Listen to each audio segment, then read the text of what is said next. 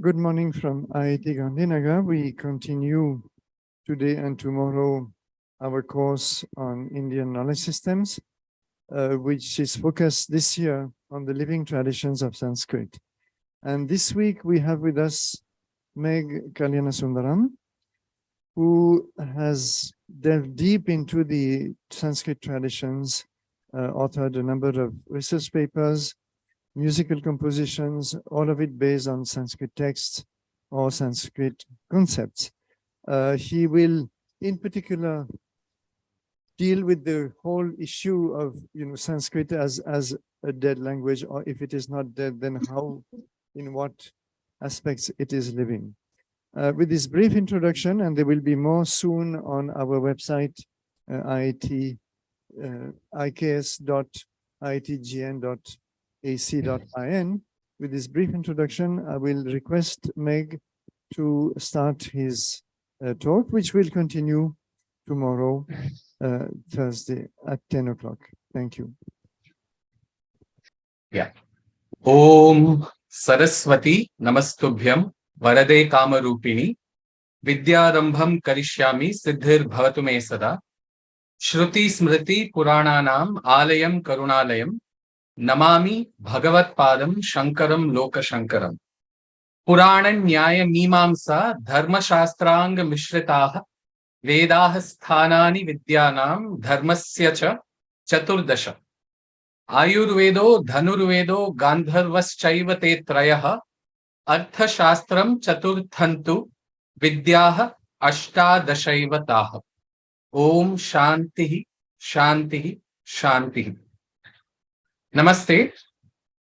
I must thank Professor Michel Denino for inviting me to be a part of this wonderful series of lectures, Introduction to Indian Knowledge Systems, with its 7th edition having a focus on living Sanskrit traditions.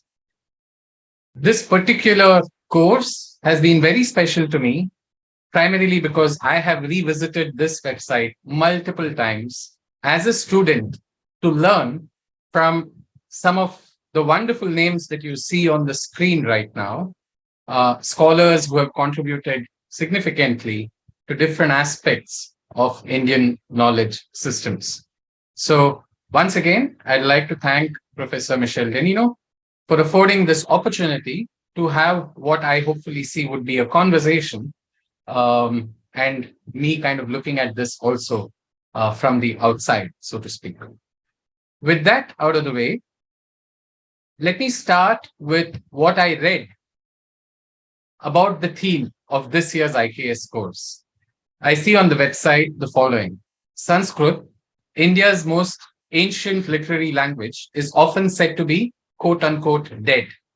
This 7th edition of IIT Gandhinagar's IKS course will bring in scholars, cultural exponents, and practitioners who will illustrate how Sanskrit survives in the cultural and social life of today's India through a number of knowledge systems and traditions. For instance, performing arts, architecture, classical or regional literatures, Ayurveda, yoga, religious and intellectual traditions, etc. The overview of what I'm going to speak about in the next 2 hours or so, today and tomorrow, can perhaps be summed up this way. Now, there could be many ways to respond to the pronouncement that Sanskrit is supposedly dead.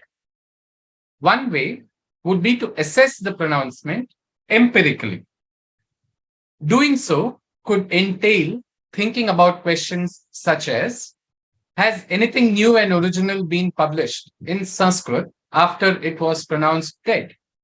If yes, is there a published bibliography of original modern Sanskrit literature? And which one is the most comprehensive, if they do exist? If yes, what has already been identified? Before that, are there any trends to observe in contemporary Sanskrit publications? And if yes, what has already been identified? The first part of this lecture series, that is today, will look to foreground answers to these questions and more, from published sources to respond empirically to the pronouncement about Sanskrit's supposed death. The second part, which will be tomorrow, will commence by invoking the role of Sanskrit as the great integrator. Now, the great integrator is part of the title of a 3-part volume by Dr. V. Raghavan. And I will do that, I'll invoke that before diving deeper into some facets of that idea using a prism of a recent Sanskrit music album of mine, Bhārata and her Kāśmīra, which has been listed by, as Michelle mentioned, the Indira Gandhi National Centre for the Arts. So this is the context. Now, what you see on screen are some of my papers, all of which can be found in academia. I'm not going to run through each of them. The link is there, but I just wanted to kind of read that as context. Now, to the structure of this presentation. What you see on the top is the structure of this presentation. When I read the theme of this particular series, and I was reflecting about it, and ChatGPT currently is in vogue. I'm sure all the young students have already started using ChatGPT in different ways. So I went and asked ChatGPT, for instance, is Sanskrit dead? And I asked it other questions, like what might be the criteria to assess death of a particular language? What might be, reliable sources that one could look at? Listings of languages where such assessments might exist, etc., etc. And I'll show you some screenshots of these later. So 2 of the sources that ChatGPT threw out to me, and after which I went ahead and looked at it carefully as well, was one, UNESCO's Atlas of the World's Languages in Danger, published in 2010.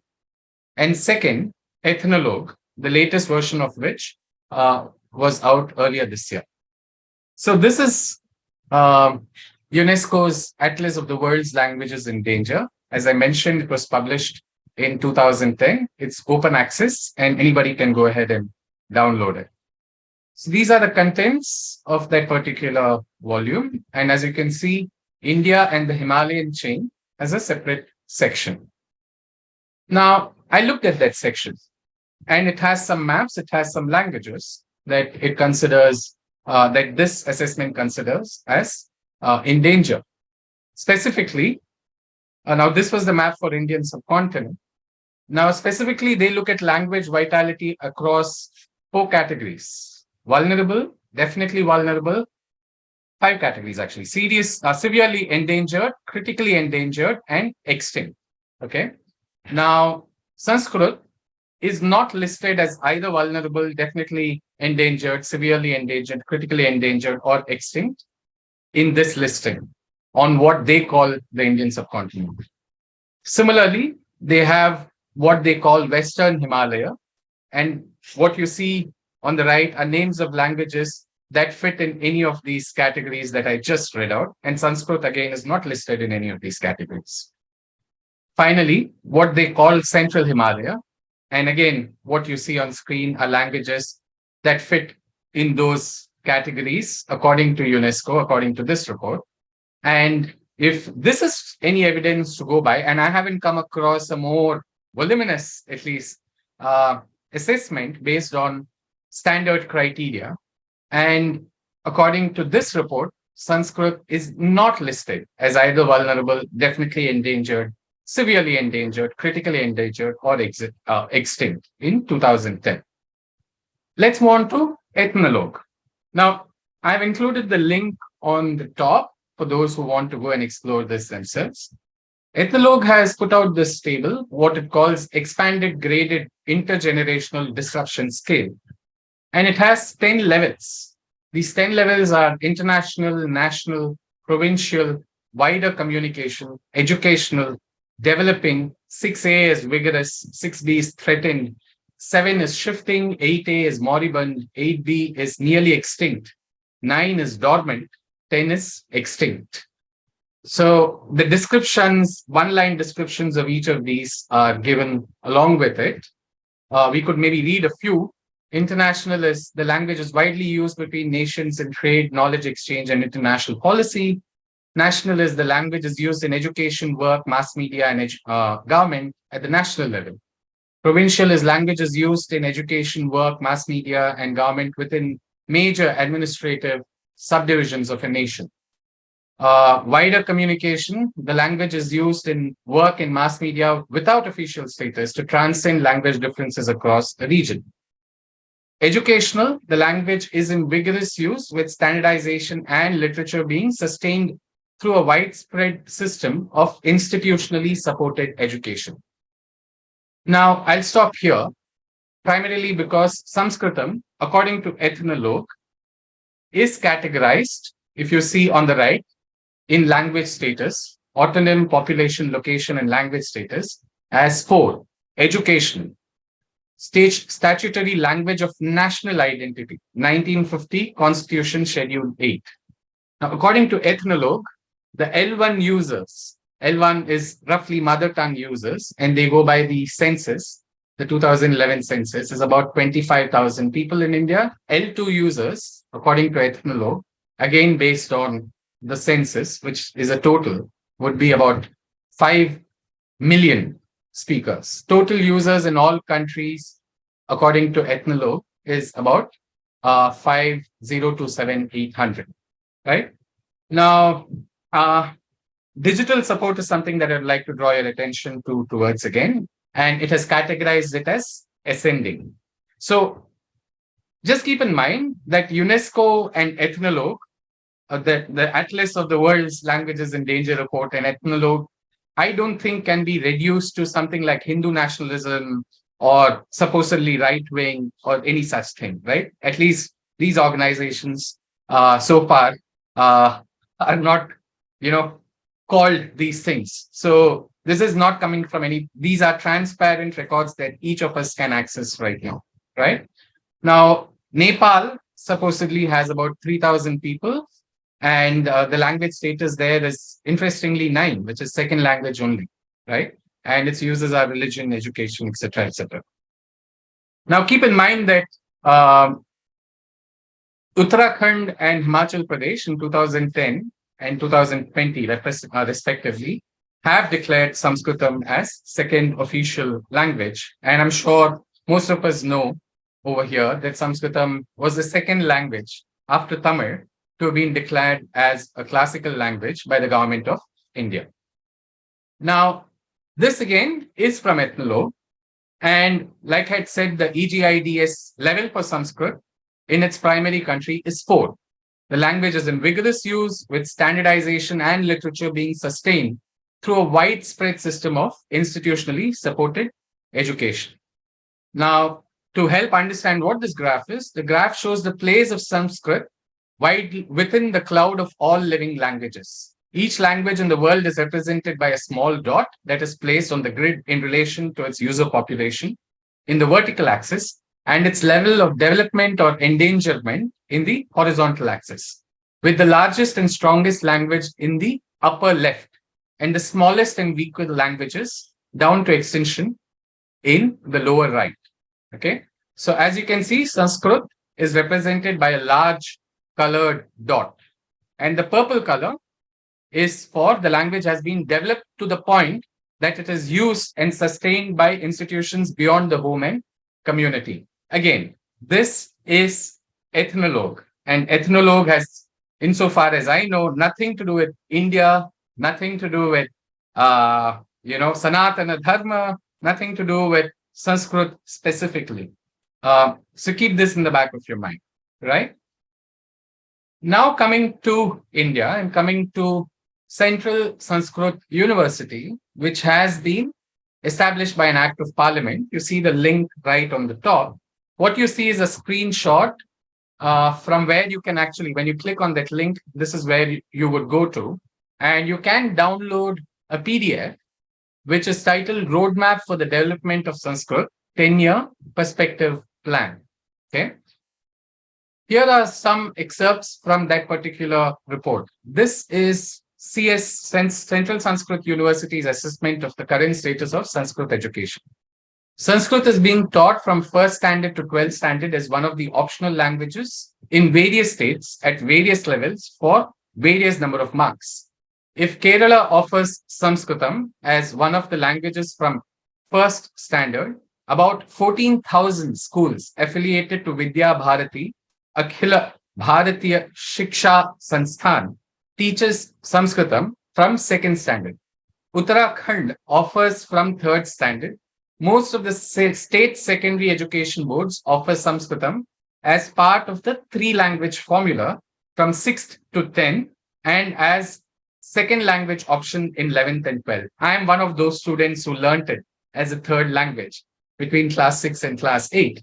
Some states offer it as a composite course along with the mother tongue as well. It is estimated that altogether about 5 crore students study Sanskritam at school level. 5 crore is 50 million. This is as per the report put out by the Central Sanskrit University. There are about 5,000 traditional Sanskritam Pathshalas at school level and about 1,000 Veda Pathshalas in this country. 8 states have Sanskrit Secondary Education Board or Directorate of Sanskrit Education. And the rest of the states don't have any. There is no board for Veda Pathshalas as of the time when this report was published. About 3 lakh students study Sanskritam in that sector, apparently. There are about 120 general universities that offer Sanskritam at UG and PG level. There are 15 Sanskrit universities, though there are about 1,000 traditional Sanskrit colleges affiliated to some of the above mentioned universities. Many of the Sanskrit universities are not empowered to affiliate colleges, and many of the states have no defined authority to affiliate traditional Sanskrit colleges. About 10 lakh, that is 1 million students apparently study Sanskritam in this sector. There are 10 Sanskritam academies, 16 Oriental research institutes, about 60 periodicals and magazines in Sanskritam, and about 100 NGOs working for the popularization of Sanskritam. I'm skipping a few portions and then going to this other excerpt. There would be about 5 lakh Sanskrit teachers, Sanskritam teachers in school education, higher education and traditional education, since most of them are, so I'm not getting into those details. So to kind of pull out some of the data points from what we have seen in this report, I must add that I have not verified this data independently, but to the extent that this is credible, and even if it is partially, I think these are significant numbers. About 5 crore, that is 50 million students studying Sanskritam at school level, about 500,000 Sanskrit teachers, about 5,000 traditional Sanskrit Pathshalas at school level, about 1,000 Veda Pathshalas, 120 general universities offering Sanskritam at UG and PG level, 15 Sanskrit universities, 10 Sanskrit academies, 16 Oriental research institutes, and 60 periodical magazines. Not small numbers. This is the data on regular students studying Sanskritam in the regular mode. Again, the link to the reports across years is over there. And as you would see, there are roughly about 6,000 students who are studying Sanskritam in a regular mode from 2014 to 2021-22, according to this report. And there are different categories: distance, non-formal, correspondence. So roughly about 20,000 students, roughly in a year, under just the ambit of organizations and institutions, the Central Sanskrit universities. But we saw much bigger numbers earlier, primarily because this is limited only to Central Sanskrit universities, right? Now, I asked ChatGPT, like I said, what criteria can help decide whether a particular language is dead or not. This is what ChatGPT had to say. This is not the last word, but it made some sense to me. There is no apparent universal definition, and I did try finding if there is one, and I couldn't find any, of a dead language. But generally, a language is considered dead when it's no longer spoken or used as a primary means of communication. Here are some criteria that can help determine whether a language is dead or not. Number of speakers. If a language has no living native speakers, it is usually considered dead. However, if a language has a small number of speakers, it may be considered endangered. Use in everyday life. If a language is no longer used in everyday life, it may be considered dead. This means that the language is not used for communication, commerce, education, or other aspects of daily life. documentation, revitalization efforts, functionality. These criteria are not mutually exclusive, and the language can meet some criteria but not all others. Ultimately, the determination of whether a language is dead or not depends on a combination of factors and is often not subject to debate and is often subject to debate, about linguists, among linguists and language activists. Now, Sanskrit clearly does have living native speakers, the L1 category, if you remember from the 2011 census. Sanskrit is clearly being used in everyday life. Sanskrit is clearly being written down and recorded. There are visible efforts to revive and maintain Sanskrit, as we just saw from the Central Sanskrit University. Sanskrit is clearly able to function as a means of communication. The universities do still run, for instance, in Sanskritam. So I asked a more pointed question to ChatGPT. Please answer with either a yes, no, or an I don't know. Is Sanskrit a dead language?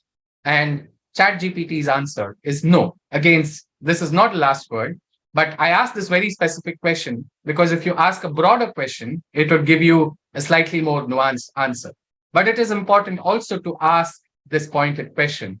And this seems to agree with what UNESCO's assessment was and what Ethnologue's listing was, right? Now, ChatGPT does not seem to consider the need to include, or perhaps it fits in the documentation category, but that's not clear. But scholars, I would think, would also look at creative original literature in Sanskrit and whether that has been happening and whether there has been sufficient creative content being generated. Now, Professor Sheldon Pollock, famously in his article called The Death of Sanskrit, which was published in 2001, alludes to 1857 as being what he thinks as the year when Sanskrit was apparently declared dead first. And it apparently happened in the Gujarati language of all.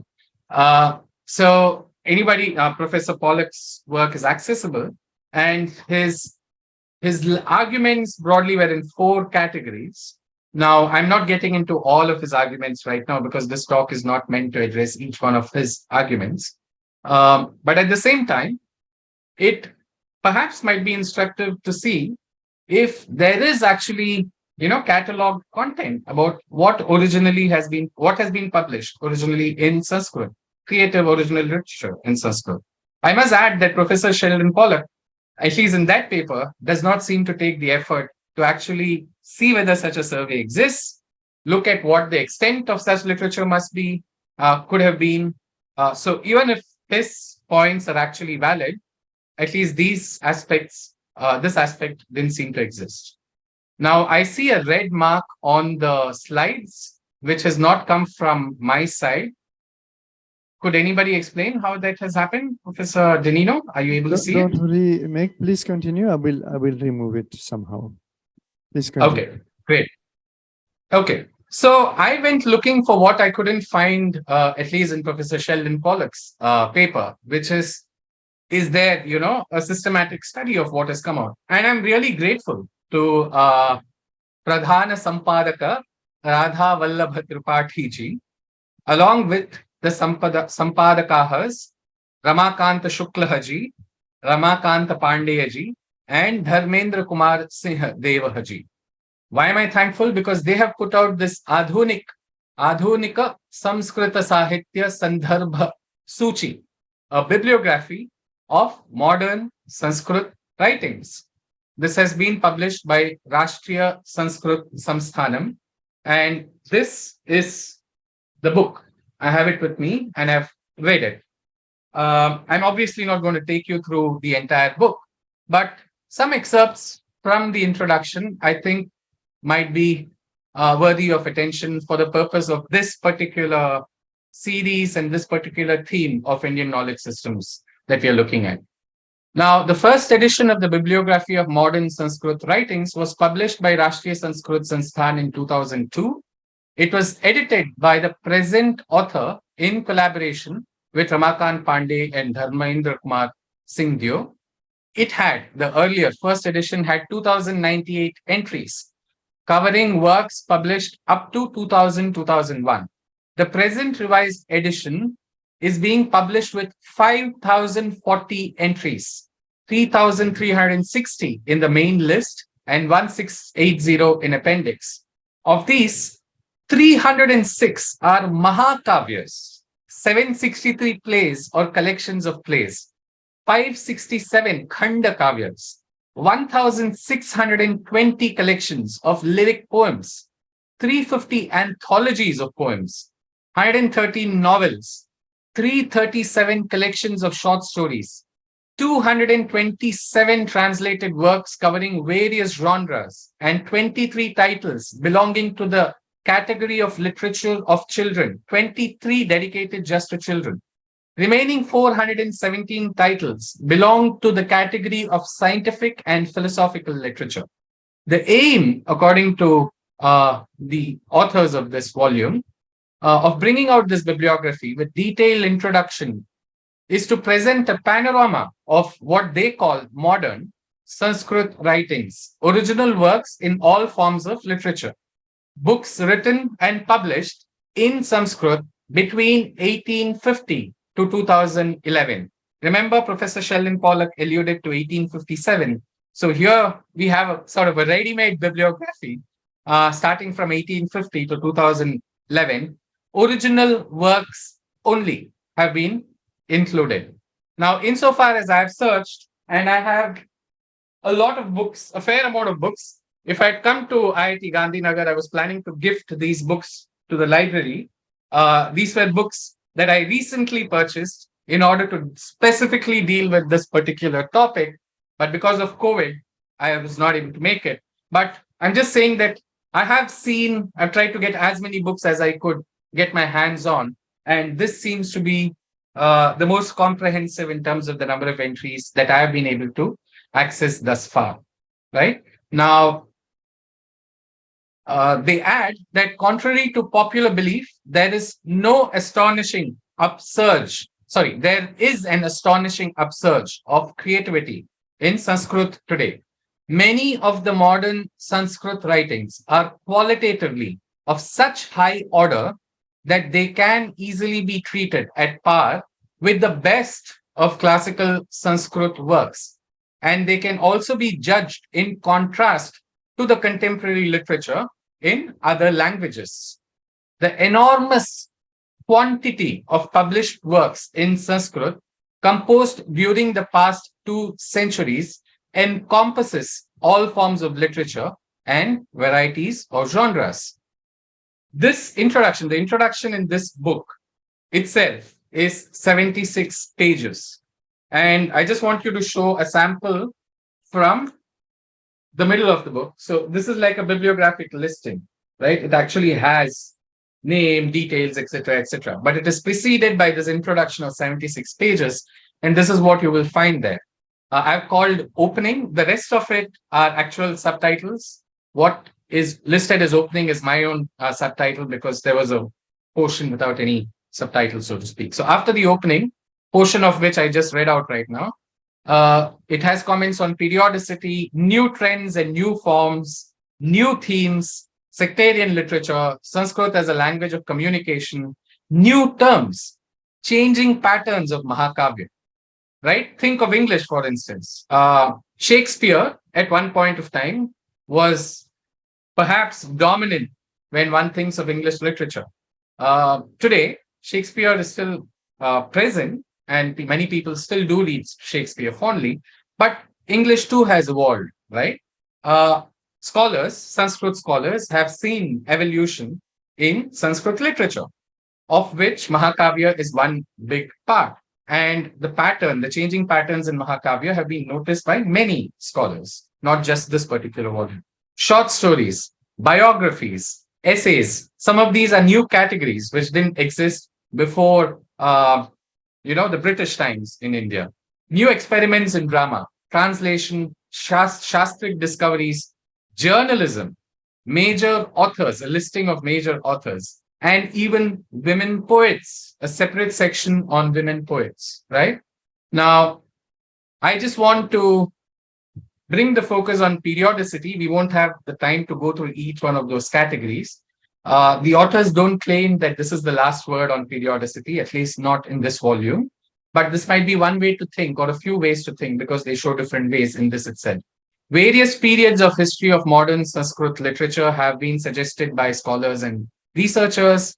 Considering the historical perspectives and major trends, Dr. Rajendra Mishra has defined the following three periods on the basis of its course of development. The period of Renaissance, which is Punar Jagrana Kala, right? The period of establishment, Sthapana Kala, and the period of enrichment, Samriddha Kala. Still others have taken up three ages of modern Sanskrit writings as under pre-independence period, 1800 to 1900, period of struggle for independence, 1900 to 1950, and post-independence period from 1950 onwards. Dr. Kalyanath Shastri has apparently, on the basis of major authors who have formed an age in literary history, he has divided the course of development of modern Sanskrit in three different ages, right? The age of Bhatta Mathuranath, before that, Rashi Vadekar. Rashi Vadekar is 1890 to 1930. Age of Bhatta Mathuranath, 1930 to 1960, and the age of Raghavan, 1960 to 1980. And we will look at Professor Raghavan's work a little more closely tomorrow. This classification also takes into account the course of development of literary journalism in Sanskritam. So this is on pages 5 and 6 of this particular volume. I'd just like to read out this. The quote, the Mahakavyas written and published during the past centuries in Sanskritam may outnumber their counterparts in any Indian language in this period. Rahas Bihari Dwivedi, who has researched on modern Sanskrit Mahakavyas, has given an account of 126 Mahakavyas published after independence alone, out of which 69, according to his assessment, are on new themes, unquote. We won't have time to obviously go through each one of the developments, how it has been assessed, etc. But it is all there. At least a good starting point is there over here. And there are details in other books as well, one of which I will touch upon right now. Now, let us look at journalism, for instance, right? Kashi Vidya Sudha Nidhi is supposed to be the first Sanskrit periodical in the history of Sanskrit journalism. It was apparently started in 1866 at the initiative of T.R. Griffith, who was the principal of Queen College at Kashi. Only translations were published in it. Vidyodaya, a monthly, is in fact is the first literary journal of Sanskritam. It was started by Hrishikesh Bhattacharya in 1873, apparently, from Calcutta, followed by the monthly Sanskrita Chandrika in 1893 under the editorship of Appa Shastri. A new era in Sanskrit literature dawned with the inception of these two periodicals, right? Then there are a list of other names, and I don't want to go into each of these, but there's this very short paragraph actually gives one pretty decent overview of at least where to start off when you're thinking about journalism. And think of journalism itself, right? When we think of Sanskritam in its really long history, not just the last few centuries, journalism itself is actually a new genre, right? The fact that you actually have journalism and you have journals, periodicals, some of which that continue, is a sign of how Sanskrit, in my view at least, and I'm sure many others agree, that has continued and has developed, right? Major authors. Now, as the authors of this bibliography say, of this introduction specifically say, it is difficult to give an account of authors who have enriched Sanskrit language and its literature during 19th, 20th, and the first decade of 21st century. They are not only numerous, but have spread across the length and breadth of this vast peninsula. This is an important point.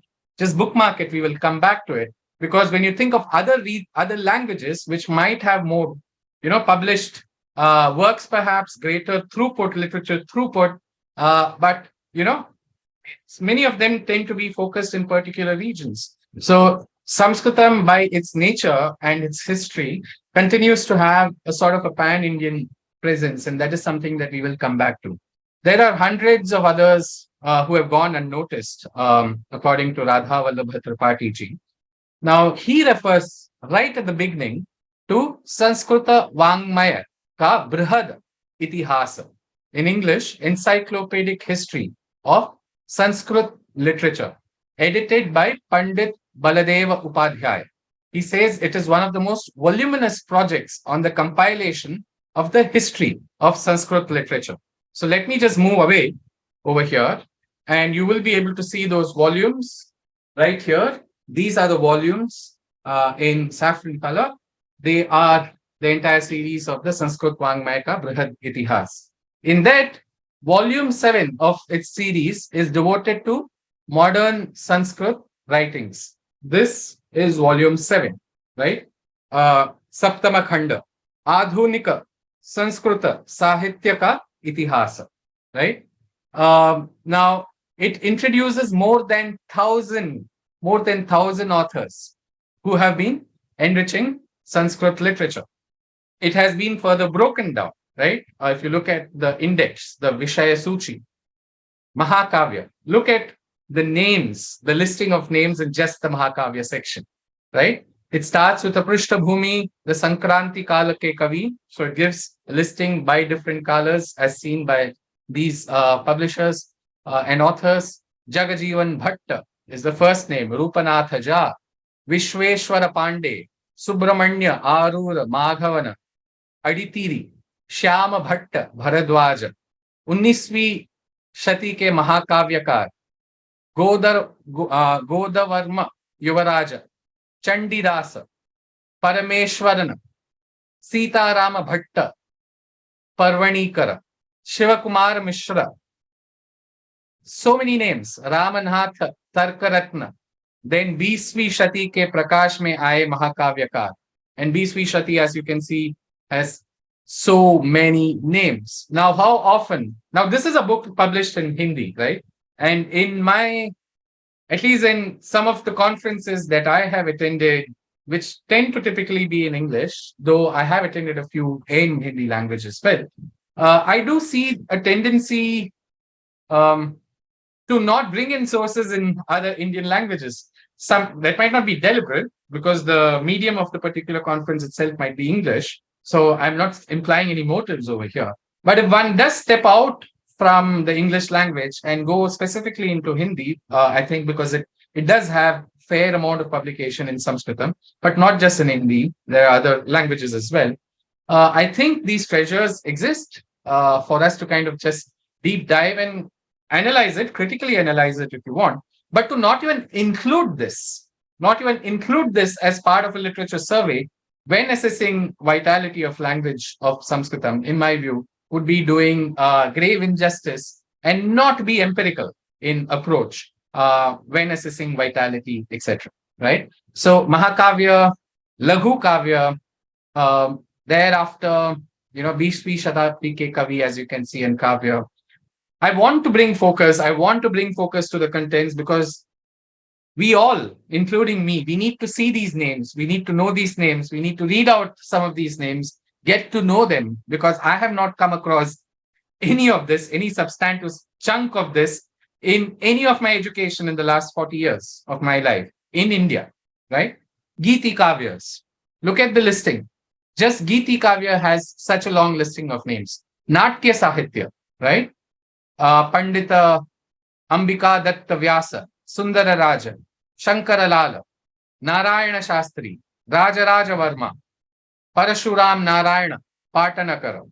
I wish I had the time to actually read each of these names, at least once, in some particular conference, right?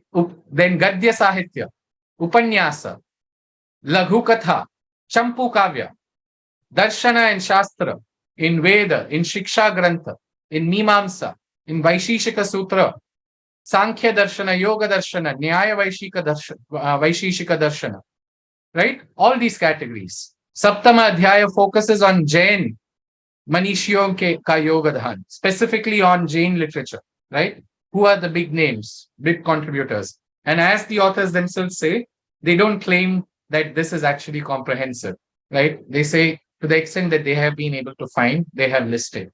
Now, The Prathama Adhyaya was by Dr. Jagannath Pathaka. Dvitiya Adhyaya on Laghu Kavya by Haridatta Sharma ji. Geeti Kavya by Radha Vallabha Tripathi ji, whose introduction I read from the bibliography. Natya Sahitya Jayashankar Tripathi ji. Gadya Sahitya Kalanath Shastri ji. Champu Kavya Jagannath Pathaka ji. Darshana and Shastra Srimati Kamala Dubey ji. Then Adhunik is by Srimati Deepa Agrawal ji. And the Jain section is by Pravachaka, Allahabad Degree College, Allahabad. So this is the listing by Adhyayas, right? Now, I wish I had the time again to read out the people who have made this volume possible, these 17 volumes.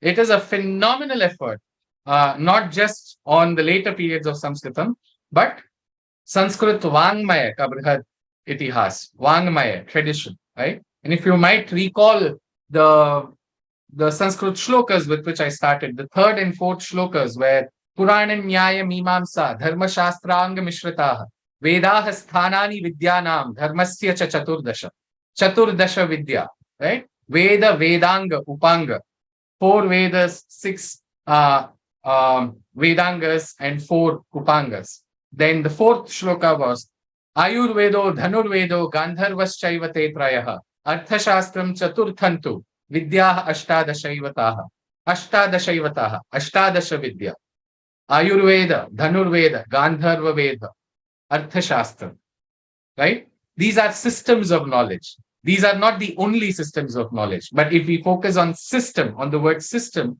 these are 2 attested systems. Yajnavalkya Smriti or Yajnavalkya Smriti is where the shloka I first mentioned, Purana Nyaya Mimamsa Dharma Shastranga Mishrataha, is from.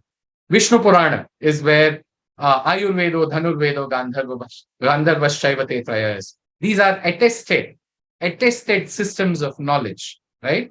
And these systems of knowledge are continuing today, as you can see in the Sanskrit Vangmaya ka Brihad Itihas's contents page, right? You see new content which is actually coming out across many of these categories. How can one say that creative original work is not happening in Sanskrit? I would just want to bring this portion to focus. आधुनिक संस्कृत साहित्य के विषय में चिंतन तथा शोध का बढ़ावा देने का जो एक और भी उल्लेखनीय महत्वपूर्ण कार्य हुआ, वह है डॉक्टर श्रीधर भास्कर वर्णेकर द्वारा लिखित मराठी ग्रंथ अर्वाचीन संस्कृत साहित्य, which was published in 1963, and Dr. Hiralal Shukla द्वारा लिखित आधुनिक संस्कृत साहित्य, published in 1971, right? So these scholars are referring back to these works. Now, one of the works is actually on the screen right now, on the right. Moving on from that so we saw kind of the panoramic, at least the largest bibliography that I found, and that referred to the Sanskrit Vangmaya ka Brihad Itihasa, right? Remember that the bibliography came out after this particular volume of Sanskrit Vangmaya ka Brihad Itihas. You also have these volumes, 20th century, focused on 20th century poets and their contributions, right? They list about 260, and I'll come to the numbers right now. But let's just look at the preface. Now, you see that it says, and I quote, contrary to popular belief, there is an astonishing quantity of creative upsurge of writing in Sanskrit today, which is qualitatively of such high order that it can easily compare with Sanskrit writing in any century, not excluding the golden age of Sanskrit. The sheer amount of published work in all fields of literary activity is truly mind-boggling. Sanskrit being a pan-Indian language, the writers are spread out across the entire length and breadth of the country, as in ancient days, from Kashmir to Kanyakumari, from Bombay to Calcutta. A large number of extremely talented poets have been practicing the art of creative, great literature in the Sanskrit language. Whether it is epic or drama, champu, prose, geeti kavyas, duta kavyas, katha sahitya, lyrics, stotra kavyas, travelogues, or chitra kavyas, there are more than 3,000 works available, which are of very high standard. An attempt is made in this work to highlight contributions of over 200. They say 250 here, but the number total is actually 260 when I'll show you the tables, right? Who have made significant contributions to one or other form of creative writings in Sanskrit, which convincingly disproves the criticism of some critics that Sanskrit is a dead language. So we have these specific scholars addressing that specific points with empirical data, with 2 volumes of publications, right? I think these need to be considered when this concept of supposedly being dead is being considered. I felt a need for this book, the author says. I felt a need for this book as there was no work of this kind in English to my knowledge, which will be like a ready reckoner to any researcher, etc. Right? Now, I'm not going through again all the details of this book, but look at chapter 1, 1875 to 1880, 7 names. Chapter 2, 1881 to 1890, right? He's giving year-wise names, 10. Chapter 3, 1891 to 1900, 17 names. Chapter 4, 1901 to 1910, right? You have 33 names in that period. Chapter 5, 1911 to 1920, you have 41 names. Then chapter 6 is 1921 to 1930. This is the first volume. I've tabulated that on your right side. So that adds up to about 139 names right there. Now, this is the second volume. And you will see chapter 7 to chapter 10. And then there's a chapter specifically on other poets. Chapter 7 actually has 31 names. Chapter 8 has 17. Chapter 9 has 9. Chapter 10 has 16. Chapter 11 has 58, right? If you add all of that, that adds up to this total, 121. And if you add this 121 and 139, you have 260. And this is just 20th century Sanskrit poets, not comprehensive, right? Not comprehensive, noted poets alone. Then I would like to bring your attention to this particular book, Emerging Trends, right? So we have people emerge from a listing to looking at trends. So this was published in 2013. The editors are Dr. Uma Vaidya, Dr. Gauri Mahulikarji, Dr. Madhavi Narsaleji, right? I hope I pronounced the last name correctly over there. And I want to read out this excerpt from their preface. This is the book. I have it with me over here. It is assumed that Sanskritam, as a language of literary expression, suffered a decline during British rule, and it continued in the post-independence period. The present work is an attempt to prove this notion is false. Sanskrit continues to be the medium of inspiration for many authors. Literature consists of texts based on factual information as well as original imagination and reflective thoughts. So you actually have published works, published volumes looking to take on this argument directly. I felt it is only appropriate for this particular, series of lectures, which is focusing on the supposed death of Sanskrit, that we bring these books, these published works into, the knowledge, into the purview of our students. And I hope it will inspire at least a few of them to dive deeper and explore these, right? Now, again, from the preface, I want to read out this portion. The beginning of this millennium has opened up with the argument that has cropped up in the 19th century. Single quotes, unquote, Sanskrit is a dead language. This argument has dominated the scene for almost 150 years. It was revisited by Sheldon Pollock in 2001 in his essay, The Death of Sanskrit. This essay has been written, they're referring to their own essay. This essay has been written as a, they are referring to Pollock's essay here. This essay has been written as a response to the India government declaring the year 2000 as Sanskrit year and the efforts of Vishwa Hindu Parishad and Sanskrit Bharati to revive Sanskrit language. He says, and they quote Pollock, quote, such disparities between political inputs and cultural outcomes could be detailed across the board. What it all demonstrates, the Sanskrit periodicals and journals, feature films and daily newscasts on All India Radio, school plays, prize poems, and the rest may be too obvious to mention that Sanskrit as a communicative medium in contemporary India is completely denaturalized. Its cultivation constitutes largely an exercise in nostalgia for those directly involved, and for an outsider, a source of bemusement that such communication takes place at all, unquote. His opinion, that is Dr. Pollock's opinion, is contested by Dr. Hanader and Hatcher.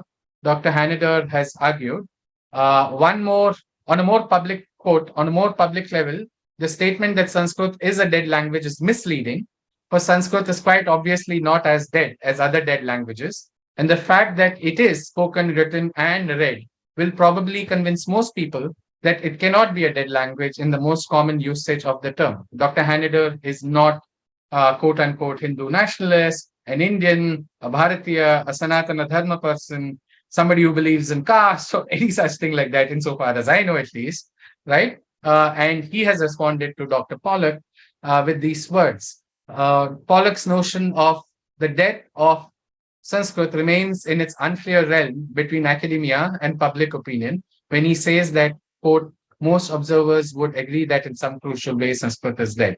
The present volume, that is Dr. Vaidya, Dr. Mahulikar, and Dr. Narsale say, has attempted to address such issues.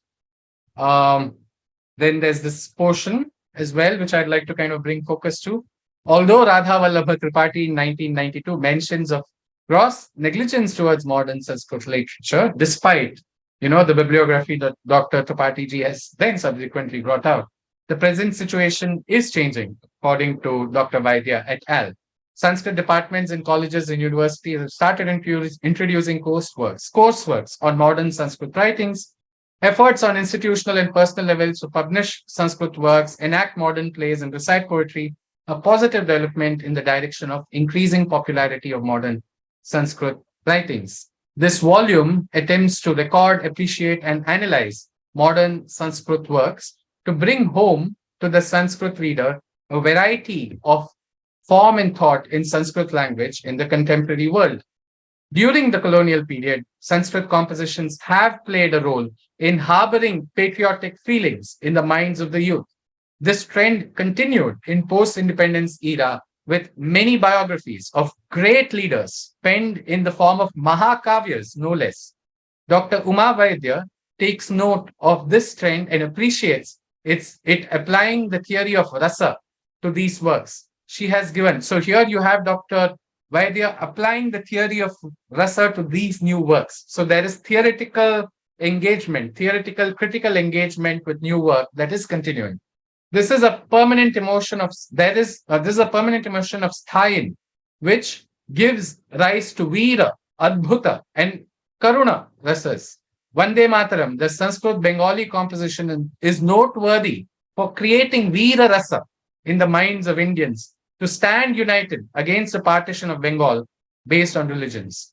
Apart from taking note of works, she mentions many other works. She says how this preface says how Dr. Vaidya takes into consideration smaller essays, dramas pertaining to this emotion. So this is the contents page of this volume, right? So you have post-independence patriotic literature analyzed critically from a theoretical point of view, 20th century Sanskrit prose literature being analyzed critically from theoretical points of view, contributions of Dr. Professor Reena Purkar to modern Sanskrit literature analyzed by Dr. Mahalikal ji. I don't want to read each of these. You have emerging trends, for instance, number 8, emerging trends in contemporary Sanskrit dramatics by Dr. Manjusha Gokhale ji, folk element in contemporary Sanskrit literature, post-independent Sanskrit novels, recent trends, number 15, recent trends in Sanskrit poetry by Mrunalini Newalekar ji, Sanskrit plays in model Sanskrit literature by Prasad Bhide ji,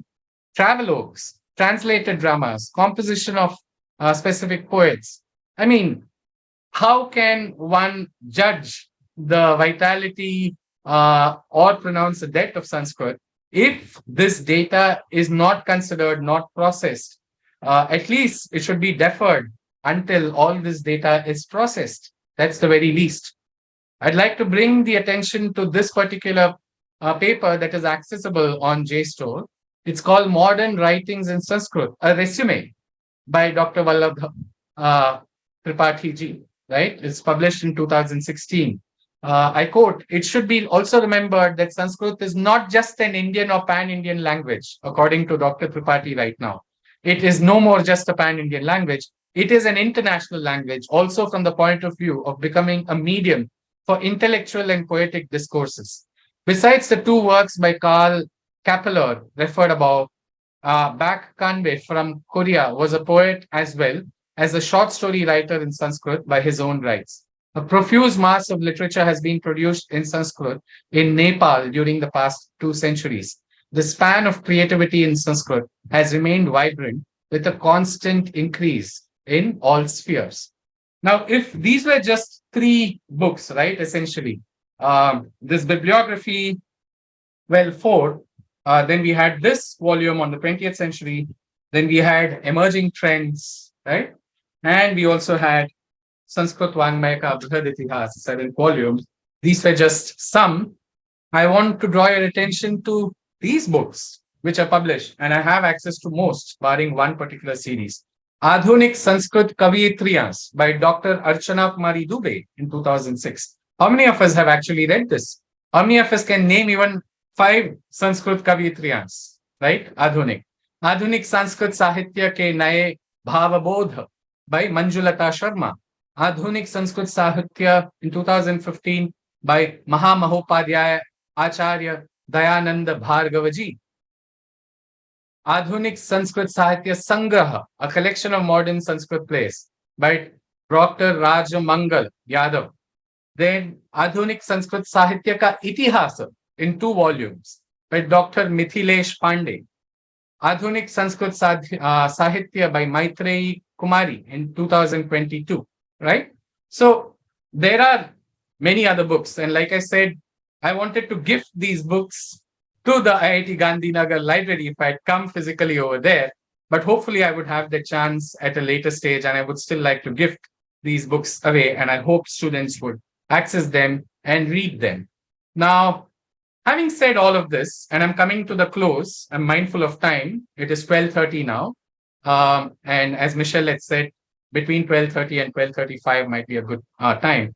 I want to kind of summarize my reflections on the vitality part, right? Recall over here that UNESCO's Atlas of World's Language and Languages in Danger 2010, which we saw in the first section, did not list Sanskritam as being endangered or in any of those categories, right? This is another UNESCO report from an earlier time, from 2003. It actually puts out, I want to say that my own view is perhaps a little more nuanced than UNESCO's in the Atlas, and I'll kind of come to it. It has included subjective elements, and it is also perhaps a little more conservative. I don't think things are all as hunky and dory and everything is fine, but I'll come to that. Let us look at the factors that they list over here. They list 9 factors. I'm not saying that this is the last word. I myself could think of some other factors specific to India, but let us look at good work which already exists in print, right? At least these are accessible. Intergenerational language transmission, I think it's a very important factor. Absolute number of speakers, proportion of speakers within the total population, trends in existing language domains, response to new domains in media, materials for language education and literacy, language attitudes and policies, government institutional language attitudes and policies, including official status and use, community members' attitudes towards their own language, urgency for documentation, amount of quality of documentation. These are 9 factors in this 2003 report. Now, the 2010 report, which I invoke, both are UNESCO. I'm not sure if they're fully connected or not. At least the 2010 report did not put out a factor-based analysis. Maybe it is there somewhere else in some other place. I'm not claiming that, at least from that report, that all of these factors were used in analyzing.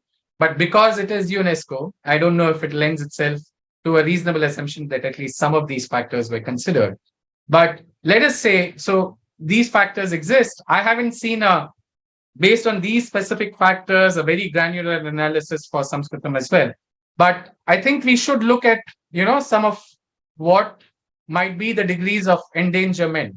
I'm not including all the tables, but if you look at the degree of endangerment from Sanskrit population, I personally don't think that Sanskrit is in the category of safe. By safe, what they mean is that language is used by all ages from all children, right? I don't think from my own subjective, to some extent quantitative, but largely qualitative view that Sanskrit is safe. I would think perhaps that it is across the categories of unsafe, definitely endangered, severely endangered, and critically endangered, because I do think that the language is perhaps used by some children in all domains, those who actually live in Sanskritam, work in Sanskritam, from or have grown up with it and then continue to work through it. That population, I think, might be quite small, right? It exists, but that might be quite small. And there might be other children who use it in limited domains. That I think might play out. If we look at actually, if the numbers that the Central Sanskrit University claims in terms of number of people learning in school and college levels, so there might be a lot of people at least learning it as a third language, some as second language, and using it to that extent, right? So I don't think it is safe, but I certainly don't think it is extinct, right? These are the extremes. If we look at degrees of endangerment for the proportion of speakers within the total reference population, safe is all speak the language. Surely anybody in India would agree that it is not safe if seen from that point of view. I wouldn't, and unsafe is nearly all speak the language. I wouldn't even think it's there. So definitely endangered is a majority speak the language. Do a majority speak in the language? I think that would depend on how we see what a majority is. If we take a village which speaks primarily in Sanskrit and look majority over there, then yes, over there it would be majority. But if we take India as the category, do a majority speak the language? I don't think so, right? Do a minority speak the language? Yeah, perhaps. And that is severely endangered as per this tabulation. Very few speak the language, potentially. But extinct, no. I don't think it is extinct. Let us look at degree of endangerment for domains and functions, right? I would think that it is limited or formal domains largely. It is not universal use right now. What is limited or formal domains? The language is used in limited social domains for several functions. My intuitive sense is that that is what largely Sanskritam is, with the exception of the education sector. The language is used in very restricted domains or very few functions. Perhaps, the language is used in many domains, so therefore receptive, right? So new domains and media accepted by the endangered language. So receptive, coping, minimal. Yeah, likely over there. Where it is positive, I think, and that's why I marked it out in green, is accessibility of written materials. I think written materials exist both at school level, children, and developing literacy in language. Writing in the language is not used in administrative, but there is, established orthography, literacy traditions with grammars, dictionaries, texts, literature. All of this, in my view, exists and are fairly accessible, right? Language documentation, I wouldn't think it is superlative because I don't think abundant, annotated, high quality audio and video recordings exist, for instance. If I were to be conservative, I wouldn't think it is abundant, even though there are comprehensive grammars, dictionaries, extensive texts, constant flow of language materials, perhaps. So I wouldn't call it superlative, but maybe good and fair. There is good grammar. There are a number of adequate grammars, dictionaries, texts, literature, and occasionally updated everyday media, right? You have the occasionally updated everyday media in Sanskritam, All India Radio, Doordarshan, adequate annotated high quality audio and video recordings. The IGNCA is doing some good work on this, the Vedic Heritage Portal, amongst others. There may be adequate grammar or sufficient amount of grammar. So these are areas, language documentation, accessibility of written materials. I think things are a little more green than amber. So in sum, and this is partial qualitative, to some extent subjective, but not without ignoring a literature survey, attempting to do my best to look at what is being published. I would certainly think that Sanskritam is not dead. It certainly is not extinct, and many others agree, including institutions, international institutions. But is it sustainably safe? I'm not sure it is. It depends on how the intergenerational factor plays out in the next few decades, I would think. I think it is potentially endangered with potentially serious structural risks to its vitality, primarily because of the extent of penetration and the nature of it is mostly optional. And in India, we do have multiple languages. So until there are stronger reasons for actually people to take this up, the intergenerational aspect is something that actually worries me. So it is not dead, not extinct, but is it very safe? Perhaps no. But I think the last point which I've included over here, and I'll close with that, is important. It is important that Sanskritam is surviving. And you'll see an example, one small example of it tomorrow from my own personal case. It is surviving despite active attempts to reduce it to politics, religion, caste, and oppression, right? Sanskritam is a language. If it starts getting reduced to all of these categories, and I can sense many attempts to actually actively kill it in some ways. Instead of asking the question, is Sanskrit dead? I think it might make sense also to ask the questions, and I think Dr. Raghavan alludes to it briefly. Who have all attempted to kill Sanskritam in the last few centuries, and analyze those motivations and why that might have happened? I'm not saying that the reduction in usage of Sanskritam was only because of consolidated efforts to kill it. There was competition from languages, other Indian languages, regional languages. A lot of that was organic, etc. And that's good. Languages evolve. But there have been attempts, systematic attempts, certainly in the British period, to kind of reduce the importance to Sanskritam in certain stages at least. So with that, and the time is 12:40 now, I will give Viram to my Vani, rest my tongue, and over to you, Michelle.